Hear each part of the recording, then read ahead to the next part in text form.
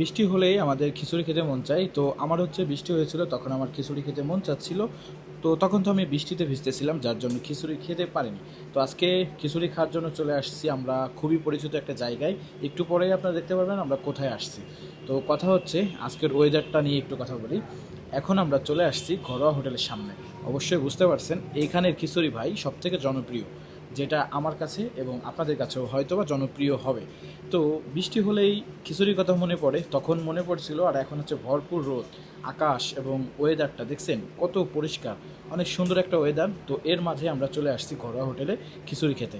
আমি ভাবলাম বৃষ্টির দিনে এসে সিরিয়াল পাওয়া যায় না, আজকে ভরপুর রোদ আছে, আজকে মনে হয় একটু ভিড় কম থাকবে। আমি যেটা ভেবে আসছি সেটা কিন্তু হয়নি। তো এখানে এসে দেখলাম ভরপুর রোদ, অনেক গাড়ি এবং ভরপুর মানুষ খিচুড়ি খেতে আসছে। সো আমরা ওইভাবেই আসছি।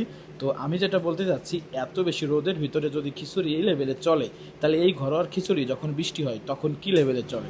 বৃষ্টির সময় আসলে কি হয়, এখানে প্রচুর লেভেলে ভিড় থাকে অ্যান্ড ঘাড়ের উপরে দাঁড়িয়ে থাকে, অনেক মানুষজন থাকে, মানে আসলে খাবার খাওয়ার পরিবেশটা থাকে না। আর আজকে আরেকটা জিনিস খেয়াল করব, সেটা হচ্ছে অনেক বেশি রোদের ভিতরে ঘরোয়ার খিচুড়িটা কেমন চলে, কেমন ভিড় হয় অ্যান্ড ওইখানের বর্তমান পরিস্থিতিটা কেমন।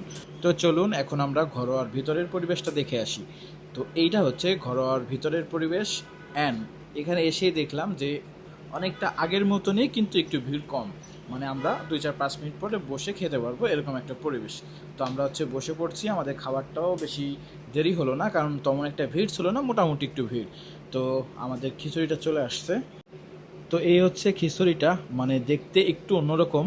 এরকম আসলে বাসায় রান্না করা যায় না বা হয় না কখনোই। এইটা হচ্ছে কাচ্চি। তো এই কাচ্চির দাম হচ্ছে 300 টাকা মনে হয়, এটার আশেপাশে হবে।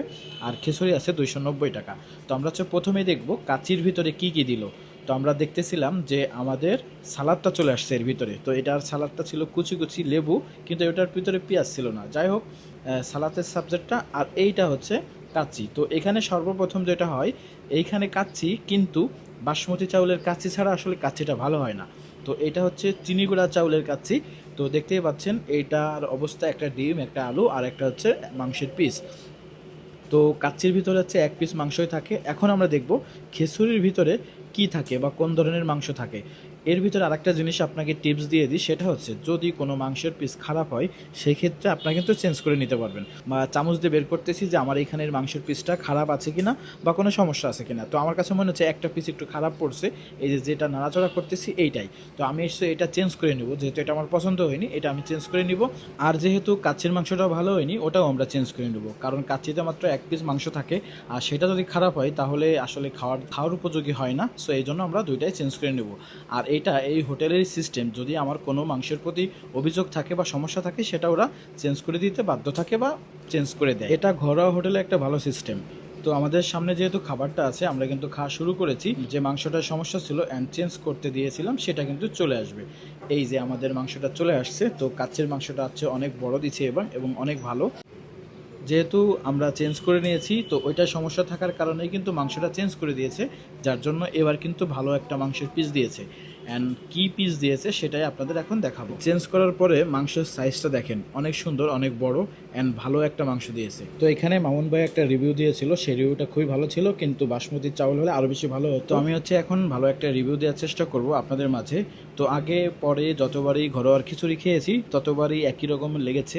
এইটার কারণ হচ্ছে এখানের বাবুর্চি এখনও পর্যন্ত চেঞ্জ হয়নি, সেটাই আসলে অন্যতম কারণ।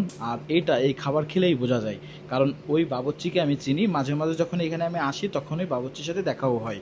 সো এইখানের খাবারটা আসলে সবসময় ভালো হয়। তো আপনারা চাইলে কিন্তু খাবারটা খেতে পারেন, আসতে পারেন, অনেক দূর থেকেও আসতে পারেন, কারণ খাবারটা অনেক ভালো। এইখানের স্বাদ অন্য কোথাও পাবেন। আমার একটা রিকমেন্ডেশন থাকবে, সেটা হচ্ছে যদি আপনারা ঘরোয়া হোটেলে খেতে আসেন, কাচ্চিটা না খেয়ে ঘরোয়া হোটেলে খিচুড়িটা খাবেন, তাহলে আপনার কাছেও মনে হবে আমি একটা ভালো খাবার খেয়েছি। এখন কথা হচ্ছে আমরা একটা কাচ্চি একটা খিচুড়ি খেয়েছি, এটার বিল কত সেটাই আপনাদের দেখাবো। তো এটা হচ্ছে ঘরোয়া হোটেল লেখা আছে, ঘরোয়া হোটেল অ্যান্ড রেস্টুরেন্ট। আর আমাদের দামটা আসছিল 620 টাকা। তো আমাদের একটা পানি ছিল আর হচ্ছে কাচ্চি এবং খিচুড়ি। তো আজকের ভিডিও এখানেই শেষ করতেছি। আল্লাহ হাফেজ, দেখা হবে নতুন আর কোনো একটা ভিডিওতে।